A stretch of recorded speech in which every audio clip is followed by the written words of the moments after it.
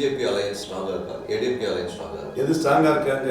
இடையில சின்ன கொண்டுக்கும் பெரிய கொண்டுக்கும் கடும் போட்டி நடக்குது. புதிய தமிழகத்தை தூக்குனா நாங்க அகில இந்திய சமூக மக்கள் சரத்குமாரை தூக்கி கட்சியிலே சேர்த்துருவோங்கிறாரு அண்ணாமலை. பாமகவை அண்ணாமலை தூக்கிட்டாங்க. இது எடப்பாடிக்கு ஒரு பின்னடைவு, அண்ணாமலைக்கு ஒரு பெரிய சக்சஸ். அதிமுகவோட ஓட் பர்சன்டேஜ் இந்த டைம் அடிவாங்க சான்சஸ் இருக்கா? கண்டிப்பா சான்சஸ் இருக்கு. அதிமுக மிகப்பெரிய இடியாப்ப சிக்கல்ல மாட்டிட்டு இருக்கு. இக்கட்ல மாட்டிக்கிட்டாரு எடப்பாடி பழனிசாமி. அப்ப இதெல்லாம் பார்த்தாரு டாக்டர் ராமதாஸ். இப்ப நாம இல்லைன்னா 20 கூட அவர் திணறுவார். திணறிட்டு பார்த்துக்கலாம். நம்ம இப்போ நம்ம பாஜகவில் 9+1ங்கிறாங்க, 10+1 கூட வரலாம். இப்படி ஒரு விரிசல் ஏற்படுவதற்கு சமரசம் பண்ண முயற்சி இல்லையா? எடப்பாடிக்கு சமரசம் பண்ண முடியாது. 18% இருக்கக்கூடிய கிறிஸ்தவ முஸ்லீம் வாக்கு இருக்கு பார்த்தீங்களா, அவங்களுக்கு தான் வாக்கு இருக்குன்னு நினைக்கிறேன். உங்க வேலை கொண்டுக்கே வாக்கு இருக்குன்னு நினைக்கலங்க. அவரு திமுகவோட ஒரு கூட்டணியில் போயிட்டாரு போது அதுவும் ஒரே ஒரு ராஜ்யசபா சீட்ல போய் அண்டர்ஸ்டாண்டிங் போட்டு கமல்ஹாசன் இதை தவிர என்ன ஆப்ஷன் இருக்கு சொல்லுங்க?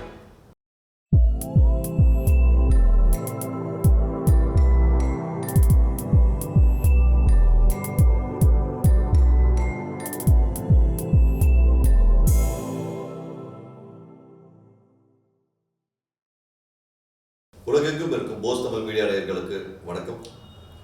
இன்னைக்கு நம்ம ஸ்டுடியோக்கு வந்திருக்க சிறப்பு விருந்தினர், ஊடகவியாளர், அரசியல் விமர்சகர் திரு ரவீந்திர துரைசாமி அவர்கள். ஐயா வணக்கம்.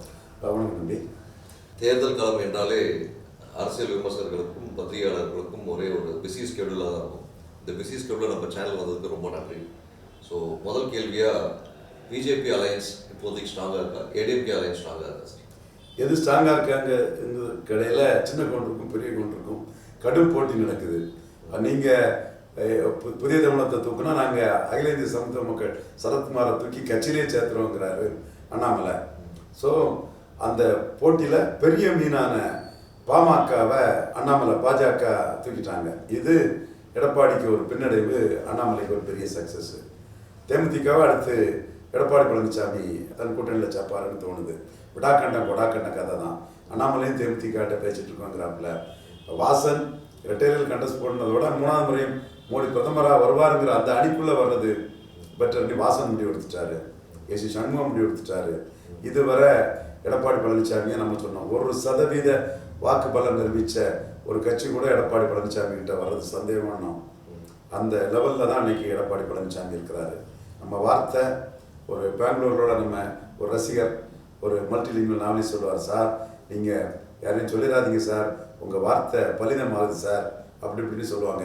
நமக்கு அது ஒரு பகுத்தறிவுக்கு இல்லாத ஒரு நம்பிக்கைன்னு சொன்னாலும் கூட, ஒரு % ஓட்டு எடுத்த கட்சி கூட எடப்பாடி கூட யாரும் கூட்டணி போக மாட்டாங்கன்னு நம்ம சொன்னது இன்னைக்கு சரியாகக்கூடிய ஒரு சூழ்நிலை வந்துட்டு இருக்கு. அந்த அளவுக்கு பொய்நல்லை குட்டியே கை நெல்லும் விட்டாரம்மா.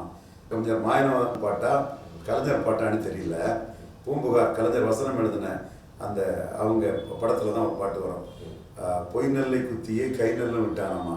அவங்க என்ன பண்ணாங்கன்னா, திமுக கூட்டணியில் இருக்கக்கூடிய காங்கிரஸை குளோரிஃபை பண்ணுறது. 20 சீட்டு டெல்லியில் பேசிட்டாங்க, வருது காங்கிரஸ். அப்போ 20 சீட்டு கொடுக்கக்கூடிய அளவு காங்கிரஸுங்க பெரிய கட்சின்னா, உங்கள் எதிரி ஸ்டாலின் இருக்கக்கூடிய காங்கிரஸ் எல்லாம் நீங்கள் போடுறீங்க, உங்கள்கிட்ட வர்றதுக்கு முன்னாடி போடுறீங்களே. அப்போ எதிரி கேட்டிருக்க ஆயுதத்தை யாராவது ஷார்பன் பண்ணி விடுவாங்களா? திருமாவளவன் 5 சீட்டு வராரு. திருமாவளவன் திமுக கூட்டணி தான் இருப்பார். ஸ்டேட்டஸ்க்கு அங்கே தொடரும். ஜோதி பாசு மாதிரி ஸ்டாலின் கண்டினியூ பண்ணிவிடுவார். திருமாவளவன் சும்மா ஷோ காட்டுவாரே தவிர ஃபைனலாக ஸ்டாலின் கொடுக்குறது எம்பி போஸ்ட்டுன்னு அங்கே நின்றுடுவாருங்கிறது நம்ம சொல்லக்கூடிய கணக்கு. திருமாவளவன் முதல்ல தான் நிலைப்பாட்டாக தெளிவாக இருந்தார், திமுக தான் இருக்க போறேன்னு சொல்லிட்டு தெளிவாக இருந்தார். கண்டிப்பாக தெளிவாக இருந்தார். இது போக சார், இப்போ உங்களோட கருத்து கணிப்பு எல்லாமே ரொம்ப பர்ஃபெக்ஷனாக 99% அக்யூரசி இருந்திருக்கு. இன்னி வரைக்கும் நாங்கள் பார்த்துட்டு தான் இருக்கோம். ஒரு முக்கியமான விஷயம் பார்க்க வேண்டியதாக இருக்குது. இப்போ அதிமுகவோட ஓட் பர்சன்டேஜ் இந்த டைம் அடிவாங்க சான்சஸ் இருக்கா? கண்டிப்பாக சான்சஸ் இருக்கு. இந்த கருத்து கணிப்புக்குள்ள வரக்கூடிய பெர்சன்டேஜ் களத்தில் வருமானு நான் சந்தேகிக்கிறேன். 2-3 உதாரணங்களை நான் முன் வைக்கிறேன். ஜெயலலிதா மேயர் உயிரோடு இருக்கும்போது அவங்க 96ஆம் ஆண்டு தோல்வி அடைச்சிட்டாங்க. 28% அந்த அணிக்கு கிடைச்சது காங்கிரஸோட சேர்த்து. கண்டிப்பாக அவங்களே பர்கூரில் தோற்று போனாங்க. வரலாறு இளைய தலைமுறைக்கு அது புரியணும். அதற்கு பிறகு அந்த பாராளுமன்ற தேர்தலோட வந்த ஈரோடு மக்களவை தேர்தலுக்கு உட்பட்ட மொடக்குறிச்சிக்குள்ள துணை தேர்தல் வருது. அதில் வைகோ 7000 ஓட்டு எடுத்தவர் 20000 ஓட்டு மேலே போயிட்டார். அப்போ அதிமுக 40000 ஓட்டு எடுத்தவங்க 23000 ஓட்டு குறைஞ்சிட்டாங்க. வைகோ கூடுறாரு, ஜெயலலிதா மேல் குறையிறாங்க. அப்போதான் நடந்தது மக்களவை தேர்தல். வரக்கூடிய துணை தேர்தலில் ஜெயலலிதா யாரால ஃபைட் பண்ண முடியல. அவங்க வீட்டிலே இருக்காங்கன்னு சொல்லும்போது அந்த ஓட்டு வந்து 7000 ஓட்டு எடுத்த வைகோண்ணனுக்கு அந்த ஓட்டு வந்து ஏறி போகுது மதிமுகவுக்கு. மதிமுக கேண்டிடேட்டுக்கு 7000 ஓட்டு எப்படி எடுத்தாருன்னா அந்த பாராளுமன்றத்துக்குள்ள மொடக்குறிச்சி செக்மெண்ட்ல. இது மொடக்குறிச்சி துணை தேர்தலாக நடக்குது. 80 பேருக்கு மேல அன்னைக்கு வாக்குச்சீட்டுதல் நடந்ததுனால தேர்தல் நடக்காம துணை தேர்தலாக நடக்குது. அடுத்து மதுரை மத்திய மதுரை மேற்கு. ஜெயலலிதா 2006 தோத்தாங்க, நல்லா தான் தோத்தாங்க. ஒரு 40% வாக்கெடுத்து 2 ராஜ்யசபா சீட்டுக்கு தகுதியான எம்எல்ஏக்கள் எல்லாம் எடுத்து ஒரு பெருமைக்குரிய ஒரு பெரிய எதிர்கட்சியாக தான் தோத்தாங்க. ஆனால் தோத்ததும் அதிமுக காங்கிரஸ் சோர்வடைஞ்சு மதிமுகவுக்கும் அதிமுகவுக்கும் மதுரை மேற்குல வித்தியாசம் கிடையாது, மதுரை மத்தியில் வித்தியாசம் கிடையாது. கீழே கிடந்த தேமுதிக ஏறி வந்துச்சு, அதாவது அதிமுக வலையணத்தில். இதெல்லாம் இடைத்தேர்தலில் நடந்தது. அதுபோல பெண்ணகன் இடைத்தேர்தல் வன்னியர் நான் வன்னியர் போலீஸ்டேஷன் வந்துச்சு. டாக்டரையா மணியண்ணனுக்கு மகன் தமிழ்குமரன் தலைக்காவில் இருக்கார்ல அந்த தம்பி தமிழ்குமரன், அந்த தம்பியை நிறுத்தி ஒரு ஸ்டார் கேண்டிடேட்டா வன்னியர் கட்சி தலைவரோட மகனையை நிறுத்தி தென்னை பிரச்சாரம் பண்ணி தெரு தெருவா வீடு வீடா போய் பாமகவுக்கும் திமுக அணிக்கும் தான் போட்டி, திமுக அணி பிளஸ் விடுதலை சிறுத்தைகள் வெர்சஸ் பாமகன்னு அதிமுக 3வது கொண்டு போயிட்டாங்க. அந்த நம்பிக்கை தான் வட தமிழகத்தில் பாமக இருந்தா அதிமுக 3வது போக வாய்ப்பு இருக்குங்கிற அந்த பெண்ணகர நம்பிக்கை தான் இன்னைக்கு அண்ணாமலைக்கும் டாக்டர் ராமதாஸுக்கும் ஒரு நம்பிக்கையா இருக்குது. அப்போ இந்த மாதிரி இடைத்தேர்தலில் நடந்த ஒரு நிகழ்வு இன்னைக்கு தமிழக அளவில் பொது தேர்தலில் அதிமுகவுக்கு நிலந்திருக்கணுங்கிற ஒரு சூழல் இருக்குது. அதிமுக மிகப்பெரிய இடியாப்ப சிக்கல்ல மாட்டிட்டு இருக்கு, இக்கட்டில் மாட்டிக்கிட்டார் எடப்பாடி பழனிசாமி. நீங்க சொல்றது ஒரு விதத்துல ஏத்துக்கிற மாதிரி தான் சார் 99%. இதுல இன்னொரு விஷயம் பாத்தீங்கன்னா அதிமுக இருந்து பாமகவும் தேமுதிகவும் வெளியில போற மாதிரி இருக்கு. ஆனா இப்ப திருப்பி நீங்க சொல்ற தேமுதிக உள்ள வரோன்ற மாதிரி ஒரு பதிவு வைக்கிறீங்க, திருப்பி வர சான்ஸ் இருக்குங்களா? அதாவது கேட்டாந்த வாழ் தான். பாமக என்ன முடிவு எடுத்தாங்கன்னா ராமதாஸ் வந்து எடப்பாடி ரொம்ப அசிங்கப்படுத்தினாரு. மாறி மாறி கூட்டணி போகக்கூடியவங்க திமுக கூட்டணியில போய் சேர்ந்துட்டாங்க. அப்போ ஸ்டாலின் இவர் சேர்த்துட்டாருன்னா அவர் வெற்றி வீரர் திருமாவளவனை சேர்த்துடலாமா? எடப்பாடிக்கு கணக்கு. நீங்க மாறி மாறி கூட்டணி போகக்கூடியவங்க அது அவங்க வழக்கம். திமுக கூட்டணியிலே போய் சேர்ந்துட்டாருங்கிற வார்த்தையை சொல்லலாமா எடப்பாடி பழனிசாமி? தவறான வார்த்தை. அப்போ ராமதாஸ் அவமானப்படுத்துறது. அதற்கு பிறகு 2021 கூட்டணி டைம்ல 10.5 ஒரு பக்கம், 21 சீட்டு இன்னொரு பக்கம், 23 சீட்டு இன்னொரு பக்கம்னு படாத பாடுபடுத்திட்டாங்க. அடுத்தபடியா நீங்க இதுக்கு முந்தைய கட்டத்தை பார்த்தீங்கன்னா 2019 தினகரனை எதிர்கொள்வதற்கு தேவைங்கும் போது தைலாபுரம் தோட்டத்துக்கே வந்து ஐயான்னு இது பண்ணினவர் 21 அவருக்கு குணத்தை வந்து அப்படியே மாத்துறாரு. அதுக்கு பிறகு அவரா போயிட்டாரு, மாறி மாறி போகக்கூடியவர்னு சொல்றாரு. அப்ப இதெல்லாம் பார்த்தாரு டாக்டர் ராமதாஸ். இப்ப நாம இல்லைன்னா 20 தொகுதிக்குள்ள அவர் திணறுவாரு. திணறட்டு பார்த்துக்கலாம். நம்ம இப்ப நம்ம பாஜகவில் 9+1ங்கிறாங்க, 10+1 கூட வரலாம். ஒரு பிடிச்சிட்டாங்க தான் சொல்றாங்க. டெல்லியில நம்ம நண்பர் முடிச்சுதான் சொல்றாங்க. முன்ன பின்ன ஒரு சீட் வரலாம். பாஜக 9+1 கொடுக்க தயாராயிட்டாங்க. 9 மக்களவையும் ஒரு ராஜ்யசபா. இன்னும் சொல்ல போனா பிரச்சனை வந்துன்னா எல்லாமே நீங்க வடதமிழகத்தில் எடுத்துக்கிட்டு கூட சொல்லலாம். ஒரு நாகப்பட்டினம் திண்டுக்கல் எல்லாம் பாஜக கொடுக்க முயற்சி பண்ணுவாங்க. ஓகே, அது கூட்டணி கொடுக்கல வாங்கல இருக்கத்தான் செய்யும். எனிவே அவங்க பாமக கூட்டணிங்கிறது முடிவாயிட்டு அவங்களால வெற்றி வாய்ப்பு எப்படி சார் இருக்கும் வடதமிழகத்தில்? இதுல ராமதாஸ் வந்து இந்த முடிவை ஏன் எடுத்தாருன்னா, இந்த முடிவுங்கிறது வந்து எடப்பாடியை மிகவும் திணறடிச்சிடும், பெரிய அளவில் திணறடிச்சிடும். அப்போ எடப்பாடி வந்து 2026 ரொம்ப கஷ்டப்பட்டு போவார். அதான் மீண்டும் சொல்றேன் இல்லையா, பொய் நெல்ல குத்தியே கை நெல்ல விட்டானம்மா. வர வாய்ப்புள்ள பாமகவை விட்டுக்கிட்டு விடுதலை சிறுத்தைகள் திருமாவளவன் வெற்றி வீரர் வந்துருவாரு அதுன்னு கணக்கு போட்டார். நீங்க முதல்ல அவருக்கு வந்து ஒரு சீட்டை கன்வெர்ட் பண்ணக்கூடிய அளவுக்கு சக்தி படைச்சிருக்கணும் இல்லையா? உங்ககிட்ட இருக்கவங்கள எல்லாமே திருமாவளவன் மேல நல்லெண்ணம் உள்ளவங்களா? சிபி சண்முகத்துக்கு நல்லெண்ணம் இருக்கா? முனுசாமிக்கு நல்லெண்ணம் இருக்கா? வீரமணிக்கு இருக்குதா? அன்பழகனுக்கு இருக்குதா? நீங்க தேமுதிக கூட நல்லெண்ணம் இல்லாம கேபி முனுசாமி என்ன ஜாதி அரசியல் பண்ணக்கூடியவர் நம்ம பார்த்துருக்கோம். தேமுதிகவே சொல்றாங்க, நான் சொல்லலையா, நண்பர் தான் அவரு. பிடிச்சி வச்சா பிள்ளையார் இல்ல ஜானகி எல்லாம் ஓல்டான்னு அவருக்கு பேக்கிங் இருக்கு, அதை நம்ம மறக்க வரல. நண்பர் தான் அவர். இன்னைக்கு தேமுதிக சொல்றாங்க இல்லையா? அப்போ இந்த கட்டத்துக்குள்ள நீங்க தப்பா பிளே பண்ணி பொய் நெல்ல குத்தி கை நெல்ல விட்டுட்டீங்க. இதுதான் பாமக விஷயம். பொய் நெல்ல குத்தி கை நெல்ல விட்டுட்டீங்க. இதுதான் பாஜக விஷயம். காங்கிரஸ் வர்றதுக்கு முன்னாடியே காங்கிரஸை கண்டு கனவு கண்டு பாஜக விட்டுட்டீங்க. இப்போ விடுதலை சிறுத்தைகள் வர்றதுக்கு முன்னே விடுதலை சிறுத்தைகள் கனவு கண்டு பாமக விட்டுட்டீங்க சார். இப்போ இந்த விஷயம் நீங்கள் சொன்னதுனால கேட்குறேன் சார். ஏன்னா ஒரு சில ஆண்டுகளுக்கு முன்பு பார்க்கும்போது திரு ரவீந்திர துரைசாமி அவர்கள் முன்வைத்து தான் பாஜகவுக்கும் அதிமுகவுக்கும் கூட்டணி ஏற்பாடாச்சுன்றதெல்லாம் கருத்தியல் நடந்தது. ஸோ அந்த லெவலில் நீங்கள் ஒரு பேஸ் பிளேயராக இருந்திருக்கீங்க அரசியலில். அப்படி இருக்கும்போது இப்படி ஒரு விரிசல் ஏற்படுறதுக்கு நீங்கள் ஏதாச்சும் ஒரு உள்ள பூந்து ஏதோ ஒரு விஷயங்கள் ஏதோ சமரசம் பண்ணுற முயற்சி எடுக்கலையா? எடப்பாடிட்டு சமரசம் பண்ண முடியாது. ஏன்னா அவர் 18% இருக்கக்கூடிய கிறிஸ்தவ முஸ்லீம் வாக்குகள் இருக்கு பார்த்தீங்களா, அவங்களுக்கு தான் வாக்கு இருக்குன்னு நினைக்கிறாரு. கொங்கு வேளாள கவுண்டருக்கே வாக்கு இருக்குன்னு நினைக்கலங்க அவரு. கொங்கு வேளாள கவுண்டர்லாம் நம்ம என்ன பண்ணாலும் நம்ம ஓட்டு போட்டுருவோம். அண்ணாமலையை மதிக்க மாட்டாங்க, நமக்கு தான் அந்த ஓட்டு. மோடி பிரதமர்ன்றதுக்கெல்லாம் கொங்கு வேளாளர்களுக்கு ஒரு மேட்டரே கிடையாது. சதாசிவத்தை கவர்னர் ஆக்கினவர் இவர். சிபி ராதாகிருஷ்ணன் மோடி கவர்னர் ஆக்கியிருக்காரு. சகோதரி வானதி சீனிவாசன் மகளிர் அணி பார்லிமெண்ட் போர்டு மெம்பர் ஆக்கியிருக்கிறாரு. பவர்ஃபுல் வெள்ளாள கவுண்டர். அவரை எம்பவர் பண்ணி பொன்னார் தமிழிசையை விட பெரிய தலைவராட்டு மோடி அண்ணாமலையை டெவலப் பண்றாரு. இது எல்லாம் ஒரு மேட்டரே கிடையாதுங்கிறது தான் எடப்பாடி பழனிசாமிக்கு நோக்கம். கிறிஸ்தவ முஸ்லீம்களுக்கு தான் ஓட்டு உண்டு. சீமான் சொல்றாரு இல்லையா, சாத்தானின் பிள்ளைகளாட்டு திமுக அணிக்க ஓட்டு போடாதீங்கன்னு சீமான் சொல்றாரு இல்லையா. 18% சொல்றாரு சீமான். அந்த 18% மக்களுக்கு தான் ஓட்டு உண்டு. கொங்கு வேளாள கவுண்டருக்குலாம் ஓட்டே கிடையாது. அவங்க ஓட்டெல்லாம் செல்லாத ஓட்டு. இதுதான் எடப்பாடி பழனிசாமிக்கு கணிப்புங்க. அவர்கிட்ட போய் எப்படி சமரசத்தை பேச முடியும்? சரி சார். சார் இன்னொன்று, நீங்கள் இந்த விஷயம் சீமானை பற்றி கேட்க வேண்டியது இருக்குது. அதுக்கு முன்னாடி வந்து சுற்றி ஒரு ஜாதி பேஸ் பண்ணியே நம்ம ட்ராவல், எல்லா ஜாதியும் பேஸ் பண்ணி தான் ட்ராவல் பண்ணுற மாதிரி சுச்சுவேஷன் வருது இல்லைங்களா எல்லா கட்சியிலும். உண்மை உண்மை. அதை நான் வந்து உடச்சி பேசுகிறேன். அதுதான் நானும் பார்த்துருக்கேன். உங்களோட நிறைய இன்டர்வியூவில் பார்த்துருக்கேன். பெரியார் ஜாதி விஷயம் பழிச்சு இந்த கட்சி இந்த ஜாதியில தான் இம்பார்ட்டன்ஸ் கொடுத்து நிறைய இடத்துல பதிவு பண்ணியிருக்கீங்க. நல்ல. ஆனால் ஏன் சார் ஜாதி மதம் இல்லைன்னு சொல்லி பேசுவோம் அதே கட்சிக்காரர்கள் கட்சி தலைவர்கள் திரும்ப ஜாதி பின்னாடி சுற்றுறது கொஞ்சம் அதான் ரெட்ட வேடம்.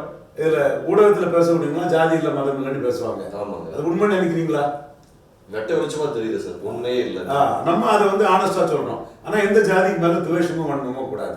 உண்மை. இப்போ நம்ம வந்து கொங்கு வேளாளர்னு சொன்னா பெலோன் காஸ்ட், தானும் வளர்ந்து தன் பகுதியும் வளர்க்கக்கூடிய காஸ்ட். அந்த காஸ்ட் நம்ம என்னைக்கு மதிக்கிறோம். இன்னும் சொல்ல போனா நேஷனல் மைண்டட் காஸ்ட்ங்கிறதுனால தான் எடப்பாடி பழனிசாமியை சத்திரியன் குருமூர்த்தி தூக்கி போட நின்ன போது நாம வந்து முக்குலத்தோரை பகிச்சிட்டோம். என்ன கொங்கு வேளாளர்கள் பகிக்கக்கூடாது, நேஷனல் மைண்டட் காஸ்ட். அவங்க காமராஜ் உயிரோடு இருக்க வர ஜாதி பார்க்காம காமராஜ் கூட நின்ன காஸ்ட், சி சுப்பிரமணியம் கூட போகல. ஸோ நேஷனல் மைண்டட் காஸ்ட்டை நாம வந்து பகிக்கக்கூடாது. அதனால எடப்பாடி பழனிசாமியை நம்ம அலோவ் பண்ணு நம்ம தெளிவா சொன்னோம். நம்ம கருத்தை ஏத்து தான் சத்திரன் குருமூர்த்தி எவ்வளவு பெரிய ஆள். அவரு எமர்ஜென்சி ஏற்றவர், போபல்ஸ் சோர் ராஜீவ் காந்திங்கிறத நிரூபிச்சவர். ஆல் இண்டியாவில் அவருக்குள்ள ஸ்டேச்சர் என்ன. ஆனால் பட் நம்ம கருத்து வந்து ஒரு முக்குலத்தோரை பகிச்ச பிறகு கொங்கு வேளாளர் நேஷனல் மைண்டட் காஸ்ட்டை பகிக்கக்கூடாதுங்கிற அடிப்படையில தான் எடப்பாடிக்கு அந்த அதிகாரமே நின்றுச்சு. நான் ஏன் சொல்றேன்னா, இப்போ எடப்பாடி தரப்பு நம்மளை வந்து குறிப்பிட்ட ஜாதிக்கு எதிர்ங்கிற மாதிரி முத்திர குத்துறாங்க. அது தவறு. நம்ம எந்த ஜாதிக்கும் எதிர் கிடையாது. பட் ஜாதி அரசியல் இருக்குங்கிறத நம்ம புட்டு வெளிச்சமா உடைச்சி பேசுறோம். ஏன்னா சேலம், தருமபுரி, கிருஷ்ணகிரி, நாமக்கல், திருப்பூர் இந்த பகுதியில் கொங்கு வேளாளர்களுக்கும் தென் வன்னியர்களுக்கும் ரைவல் இருக்கு. நம்ம மறுக்க விரும்பல. அதே மாதிரி நாடாருக்கு தான் அதிக எதிர்ப்பு இருக்குது கன்னியாகுமரி டிஸ்ட்ரிக்ட்ல. அதே மாதிரி வன்னியர்களுக்கும் எதிர்ப்பு அதிகம் உண்டு. பிராமணர்களுக்கு வந்து கமலாலயத்தில், எல்ஐசியில், பத்திரிகை உலகத்தில், தென் பேங்க்ல தான் எதிர்ப்பு உண்டே தவிர தேர்தல் களத்துக்குள்ள எதிர்ப்பு கிடையாது. ஸோ அப்போ நம்ம இதெல்லாம் வந்து உங்களோட இந்த பார்வையை எப்படி சார் சாத்தியக்கூறா இருக்கும்? ஏன்னா பிராமணர்களுக்கு இன்னமும் வந்து வரவேற்பு இருக்குன்னு சொல்ல வர்றது வந்து, ஏன்னா நம்ம திராவிட கட்சி வளர்ந்தது வந்து மேக்சிமம் பிராமணத்தை தான் உடைக்க தான் ட்ரை பண்ணுறோம் இன்னி வரைக்கும். அப்படி இருக்கும் நீங்கள் சொல்கிற அந்த பதிவு வந்து உண்மையிலே யோசிக்க வைக்குது. திராவிட கட்சிகள் வளர்ந்து எப்படி இருக்கா அப்படின்னு சொல்லிட்டு. திராவிட கட்சிகள் வளர்ந்துருக்கு, நாட்டுக்கு நல்ல நன்மை பண்ணியிருக்காங்க. பெரியார், அண்ணா, மக்கள் திலகம், ஜெயலலிதா, கலைஞர் எல்லாருமே ஒவ்வொரு வகையில் நன்மை பண்ணியிருக்காங்க. தீமையும் இருக்குது, அதை மறுக்க வரல. அது தனி வாதம். நம்ம யார் மேலேயும் காய்ச்சல் ஒருத்தல் தான் விஷயத்தை பார்க்கணும். பிராமணர்களுக்கு எதிர்ப்பு இல்லைன்னு நான் ஏன் சொல்றேன்னா, எப்படி வைஜெயந்தி மாலா தஞ்சனையில் ஜெயித்தாங்க, என்ன லீடிங்ல ஜெயித்தாங்க, பெரிய ஓட்டு வித்தியாசம். பிராமணருங்கிறதுக்காக யாராவது தோக்கடிக்கப்பட்டிருக்காங்களா? கமல்ஹாசன் தோக்கடிக்கப்பட்டாரு. ஆனா அவர் கட்சிக்கு 3% தான். அவர் 33% ஓட்டு எடுக்கிறாருன்னா அவர் ஒரு பெரிய லீடரா தானே ஓட்டு எடுக்கிறாரு. சார் அவ்வளோ அதை பத்தி நீங்க சொல்லலாம். இவ்வளோ பெரிய கட்சி போய் திடீர்னு போயிட்டு திமுகவோட ஒரு கூட்டணியில் போயிட்டாருன்னு போது, அதுவும் ஒரே ஒரு ராஜ்யசபா சீட்ல போய் அண்டர்ஸ்டாண்டிங்ல போனது நீங்க எப்படி பாக்குறீங்க சார்? பொலிட்டிக்ஸ்ல ஆப்ஷன் தான் முக்கியம் தம்பி. கமல்ஹாசன் இதை தவிர வேற என்ன ஆப்ஷன் இருக்கு சொல்லுங்க? What is the option? No, you don't have manpower also. இன்னொன்று எஸ் நீங்கள் மீண்டும் தனிச்சு போட்டியிடுறதுக்கு அவருக்கு அந்த பலம் இல்லை. சக்தி. ஏன்னா 3.7 எடுத்தார், 2.5 வந்துட்டார். அடுத்தால வந்து அவர் தனிச்சு போட்டியிடுறதுங்கிறது சாத்தியக்கூறு இல்லை. ஒன்று. ரெண்டாவது, எடப்பாடியோட பணம் டெபாசிட் கூட தேராது. அப்போ வெற்றியாளர் ஸ்டாலின் ஜோதி பாஸ் மாதிரி அவர் கூட்டணி இன்டாக்டா வச்சுட்டு இருக்கிறாரு. கமலஹாசன் மோடி பக்கம் போகல. அப்போ அப்படி காங்கிரஸ் இந்த இந்த ஒரு கருத்தியலுக்குள்ளே இருக்கிறார். அப்போ அவரு வாக்கு பலமும் இருக்குது, அவர் மேல அபிமானம் உள்ள கூட்டமும் இருக்குது. ஸோ அவரை விட்டுறாண்டா ஈரோடு கிழக்குல பிரச்சாரம் பண்ணி டிவிகே இளங்கோனுக்கு 66% ஓட்டு வர்றதுக்கு அவருக்கு ஓட்டையும் கான்ட்ரிபியூட் பண்ணி கொடுத்துருக்காரு.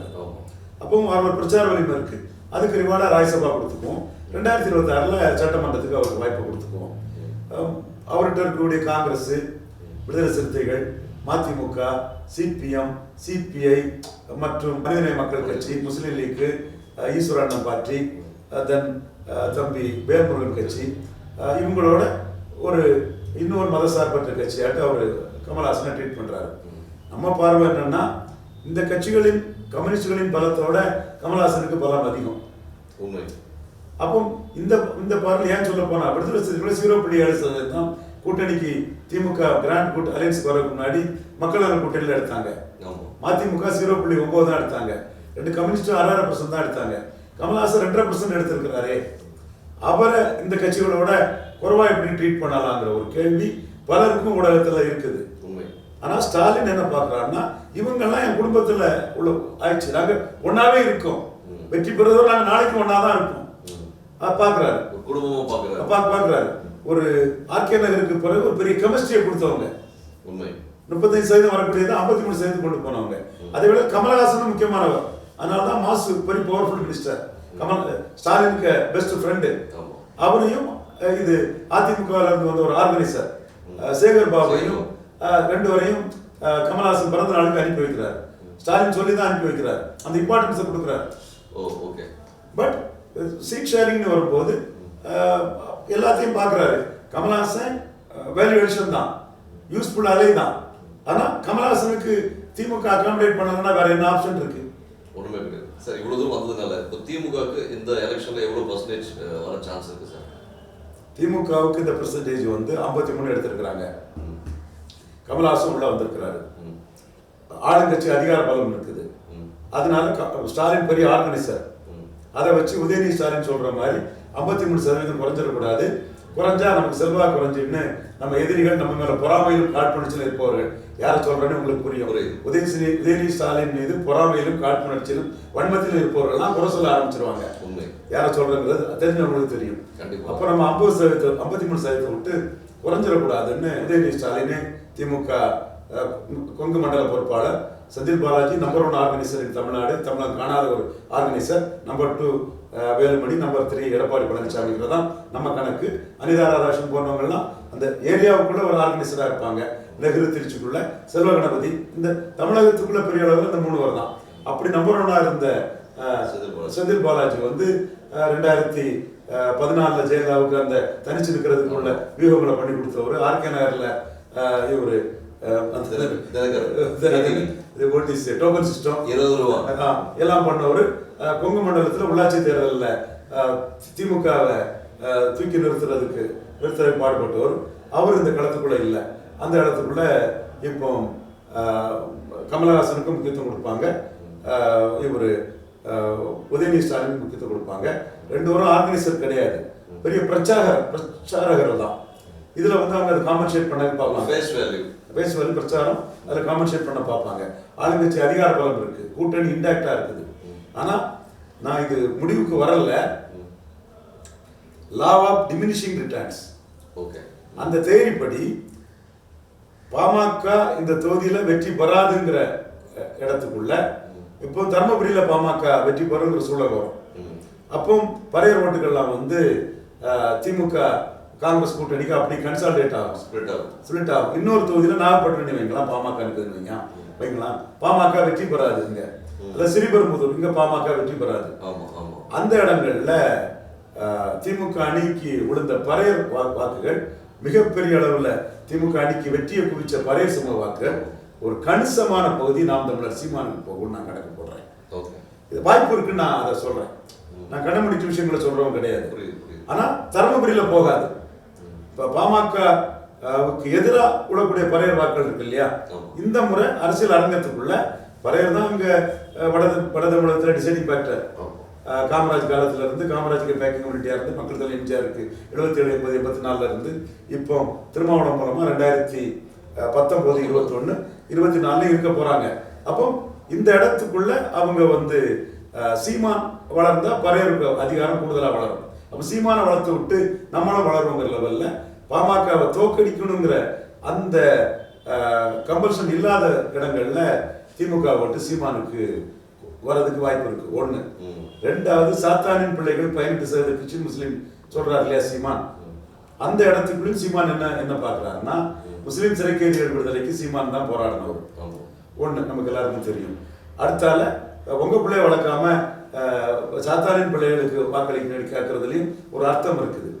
ஸோ சீமான் அந்த இடத்துக்குள்ள பாஜகவை தோக்கடிக்கணுங்கிற நிர்பந்தம் இல்லாத தொகுதிகள்ல கன்னியாகுமரியில் அந்த தொகுதி இருக்கும், யாருன்னாலும் அந்த தொகுதி இருக்கும். பேனல்ல கன்னியாகுமரியில் பொன் ராதாகிருஷ்ணன், தர்மராஜ், ஐயப்பன் ஒரு புதுமுகம் 3 பேரும் தான் பேனல்ல இருக்காங்க. விஜயதரணி இருக்கிறா சொல்றதெல்லாம் பொய் புழுகு, ஊரை ஏமாத்துற வேலை. அப்படி இல்லை, அந்த அம்மாவுக்கு என்டர்டெயின் பண்ணுவாங்க, போர்டு கொடுப்பாங்க, சொலிட்டர் ஜெனரல் கொடுப்பாங்க, 2 வருஷம் எம்எல்ஏ பதவியை விட்டுட்டு வந்திருக்காங்க, அதுக்கு மரியாதை கொடுப்பாங்க. கன்னியாகுமரி டிஸ்ட்ரிக்ட் பேனல்ல அவங்க இல்லை. அப்போ இந்த மாதிரிப்பட்ட ஒரு இடத்துக்குள்ள அந்த கிறிஸ்டின் முஸ்லீம் ஓட்டு வந்து பாஜக வந்துடக்கூடாதுன்னு பாஜக எதிராக போகும். ஆனா அதே மைண்ட் செட் வந்து பாஜக பவர்ஃபுல்லா ஃபைட் பண்ணாத ஒரு தொகுதிக்குள்ள வராது.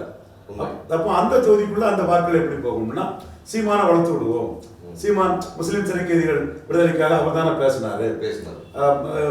இது கிறிஸ்தவ சுடுகாடுகள் பிரச்சனை வந்து எல்லா கிறிஸ்தவர்களுக்கும் ஒன்னா இருக்கணும், இங்கேயும் அந்த ஆதிக்க சொசைட்டியில உள்ள மாதிரிப்பட்ட இது இருக்கக்கூடாது, அதை சீமான் தானே குரல் கொடுக்குறாரு. முதல் குரல் கொடுத்தாரு, அவ்வளவுதான். அதுக்கு அடுத்த மிச்ச கட்சிகள் கொடுத்தாலும் அவரு தான் பெருசும் பேசப்பட்டார். ஸோ அப்போ அவருக்கும் அந்த அவங்களுக்கு நெகட்டிவ் ஓட்டு போடக்கூடிய நெசிட்டி இல்லாத இடத்துல சீமானுக்கு அந்த வாக்குகள் வரலாம். இதுதான் திமுக அணிக்கு வந்து வாக்கு குறையுதுக்கு லா ஆஃப் டிமினிஷிங் ரிட்டர்ன்ஸ் தேவையில்லை. இப்படி பார்க்கும் 50 to 51% அப்ராக்சிமேட் எதிர்பார்க்கறாங்க சார் திமுக. கண்டிப்பா திமுகவுக்கு வாக்கு கூடுறதுக்குள்ள பலம் கமலஹாசனுக்கு பிரச்சாரம், அதிகார பலங்கிறது ரொம்ப முக்கியமானது. கண்டிப்பா ஆளுங்கட்சியா இருக்கும்போது ஆப்வியஸா ஜெயலலிதா 144 200 ரூபாய் எல்லாம் கொடுத்து இது பண்ணும்போது திமுக யாரும் களத்துக்குள்ள நிற்கல. அதே மாதிரி சென்னையில அழகிரி, முக அழகிரி கலைஞருக்கு மகன், அவர் வந்து களத்துக்குள்ள நின்று களமாடும் போது இபிஎஸ் டீம் நிற்கல, ஓபிஎஸ் டீம் நிற்கல, யாரும் நிற்கல. உண்மை களத்துல யாருமே நிற்கல. அப்போ அவங்களுக்கு கிளீனா அந்த கோலை போட்டுட்டு போயிட்டாங்க. இப்போ திமுகவும் அதிகார பலத்தோட இருக்குது, யார் களத்துக்குள்ள நிற்பாங்கிறதே கேள்விக்குறியா இருக்குது. சரி சார், இப்படியோ திமுக கூட்டணி 50-52 வச்சுக்கலாம் கூட, இப்போ பிஜேபியோட கூட்டணி அப்ராக்சிமேட்டா எவ்வளவு எதிர்பார்க்குது? நம்ம இப்போ ஒன்றும் அவசரப்பட்டு நம்ம எல்லாத்தையுமே நம்ம டிக்ளேர் பண்ண வேண்டிய அவசியம் இல்லை. வெயிட் பண்ணுவோம், நம்ம பேசத்தான் போறோம், போஸ்ட் மீடியா வரதான் போறோம். என் தம்பிகிட்ட வந்து நான் என் கருத்தை சொல்லதான் போறேன். எல்லா கருத்தையும் ஒரே நாள் சொல்லாண்டாம். சரி, திமுக சென்ட்ரிக்கா திமுகவுக்குள்ள பிளஸ் மைனஸ் நான் சொல்றேன். கமலஹாசனுக்கு பிரச்சாரம் பிளஸ், கமலஹாசனுக்கு எதிர்ப்பு இல்லாதது பிளஸ். பட் அதே டைம்ல ஆளுங்கட்சி அதிகார பலமும் பிளஸ்ங்கிறத சொல்றேன். முன்னோட இந்த 2 பிளஸ் மைனஸ் ஆளுங்கட்சிக்கு எதிர்ப்பு இருக்குங்கிறது கடுமையா பேசப்படுது. அந்த ட்ரக்ல இருந்து எல்லா எதிர்ப்புகளுமே பேசுறாங்க. அது மக்களவை தேர்தலில் ரிஃப்ளெக்ட் ஆகுமாங்கிறது கேள்விக்குறி. ஐயா, நீங்க இவ்வளவு சொன்னதால ஒரு கமல் அவர்கள் வந்து கட்சி ஆரம்பிச்ச புதுசுல அவர் ட்விட்டர்ல போட்ட பதிவு ஒன்று ஞாபகம் இருக்கும். திமுக அனைவரும் ஊழல்வாதிகள் அல்ல, ஆனால் ஊழல்வாதிகள் அனைவரும் திமுக ஒரு பதிவு போட்டார். ஸோ அப்படி இருந்த ஒரு கமல் திடீர்னு போய் இப்போ ஒரு வேற ஸ்டாண்ட் எடுத்தது வந்து அவருடைய சுயநலமா பார்க்கப்படுதுன்னு சொல்றாங்க. இந்த கருத்தை 98ஆம் ஆண்டு நான் தான் அதிமுகவுக்கும் பாமகவுக்கும் அலையன்ஸை ஒர்க் அவுட் பண்ணி வச்சேன். உண்மை உங்களுக்கு தெரியும், அந்த முதல்ல பதிவு பண்ணிருக்கேன். கலைஞர் என்ன கடுமையாக குற்றம் சாட்டினார். கொள்கையற்ற ரவீந்திரன் துரைசாமி, கொள்கை உள்ள டாக்டர் ராமதாஸ ஜெயலலிதா கூட அலையன்ஸ் கொண்டு வச்சுட்டாரு சொன்னார். கடுமையான விமர்சனம் பண்ணாரு. 99 எனக்கு டிக்கெட்டையும் அடிச்சார். நியாயம் தான் அவரு, அது தப்புன்னு சொல்ல முடியாது. நான் ராமதாஸும் சேர்ந்திருந்தோம்னா அது பெரிய பலமாகும். அது அவர் அடிச்சது நியாயம் தான் அவர் பார்வையில். அப்போ நான் கலைஞர் என்ன கேட்டோம்னா, எண்ட் ஜஸ்டிஃபைஸ் தி மீன்ஸ்ன்னு, ஐயா நீங்க மட்டும் உங்க துணைவியார் இதெல்லாம் வந்து ரெய்டு நடத்தின, உங்க ஆட்சியை டிஸ்மிஸ் பண்ண இந்திரா காந்தி அம்மையார் கிட்ட 80ல கூட்டணி போகலாமா? அப்போ நான் மட்டும் என் கட்சியா நான் இருக்கக்கூடிய கட்சியா டாக்டர் ஐயாவை நீங்கள் 2 சீட்டு பாண்டிச்சேரியில் ஒன்று இங்கே ஒரு ரிசர்வ் தொகுதி இன்னும் காலி பண்ண நினைக்கும் போது எங்கள் ஐயாவை காப்பாற்ற வேண்டிய கடமை எனக்கு இருக்குது, என் கட்சியை காப்பாற்ற வேண்டிய கடமை இருக்குது. நான் ஏன் இதை பண்ணக்கூடாது? எங்கள் கட்சி வந்து ஒரு social force, catalyst force. Forward Bloc வந்து 67 முக்கிய தேவர் தலைமையில் 1.3 எடுத்தவங்க, அதை விட அதிக வாக்குகளை திமுக அணிக்கு கொடுத்தது. ராஜாஜி 67 கூட்டணிக்கு வரும்போது பிராமணர் வாக்குல பெரும்பகுதி திமுக அணிக்கு கொடுத்தது. தனிச்சு நின்று ராஜாஜிக்கு அது கிடைக்கல. குமரி ஆனந்தன் தனிச்சு நின்று 2% வாக்குகிட்ட எடுத்தவர், 2 குறைவா எடுத்தவர். 80 கூட்டணி வரும்போது ஒட்டுமொத்த நாடார் வாக்குகளையே பெருமளவு கேட்டலிஸ்ட் போல்ஸ் ஆட்டு மக்கள் தலைவர் எம்ஜிஆருக்கு குமரி ஆனந்தன் கான்ட்ரிபியூட் பண்ணி நாடார் கம்யூனிட்டி அன்னைக்கு மீண்டும் எம்ஜிஆர் எமர்ஜென்சிக்கு இதாக இருந்தது. அதே மாதிரி வன்னியர்கள் மத்தியில் இன்னைக்கு வாக்கு குறைஞ்சிருக்கலாம். ஆனால் கூட்டணிக்கு ராமதாஸ் வந்தாருன்னா பெரிய அளவுக்கு அதை கான்ட்ரிபியூட் பண்ணி கேட்டலிஸ்ட் போல்ஸ் ஆட்டு நீங்கள் தோத்தவங்களை வந்து தூக்கி நிறுத்த முடியும். வைகோவோட ராமதாஸ் தான் பெரிய சக்தி அப்படின்னு நம்ம ஆர்கியூ பண்ணோம். 4 சீட்டு கொடுக்கக்கூடிய கட்சிக்கு 5+1 வாழப்பாடியும் சேர்த்து கொடுத்தாங்க. வைகோனனுக்கு ப்ரூவ்டு ஓட்டு இருந்து 5 தான் கொடுத்தாங்க. அதை கலைஞருக்கு நாம பதிலாக சொன்னோம். இன்னைக்கும் நாம என்ன பதிலாக சொல்றோம்னா, கமலஹாசன் வெற்றி பெற்ற அணியில தான் வராரு. பட் கமலஹாசனுக்கு எதிர்ப்பு ஓட்டு இல்லை. அப்போ இது வந்து திமுகவுக்கு லாபம். உண்மை. கமலஹாசனுக்கு என்ன லாபம்னா, இதை தவிர வேற ஆப்ஷன் இல்லை. ஸோ டெட்லாக் சிச்சுவேஷன் அவருக்கு. அதே தவிர வேற ஆப்ஷன் இல்லை. End justifies the means. உண்மை சார். அது ராமதாஸுக்கு பிறந்தோடனே கலைஞருக்கு நம்ம சுட்டி காட்டி அதை நிரூபிச்சோம் 98ல். அதே மாதிரி எண்ட் ஜஸ்டிஃபைஸ் த மீன்ஸ்ன்னு கமலஹாசன் இன்னைக்கு இது போயிருக்காரு. அவருக்கு அவர் கூட நிற்கிறவங்களுக்கு 26ல் கணிசமாக சீட்டு வாங்கி கொடுக்காரா இல்லைங்கிற பொறுத்து வந்து பார்க்கணும். சரி சார், தங்கள் வருகைக்கும் கருத்து பதிவு மிக்க நன்றி சார்.